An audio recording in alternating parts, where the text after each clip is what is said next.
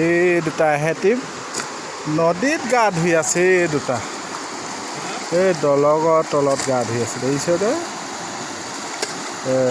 পাহাৰৰ মাজত এইটো বিপুল, এইটো ফটিকাই गगोदा वो नेपाली मानसी हो यहाँ पिकनिक खाने आयो ला। ये नेपाली कहती होती है बूढ़ी कुछ नहीं।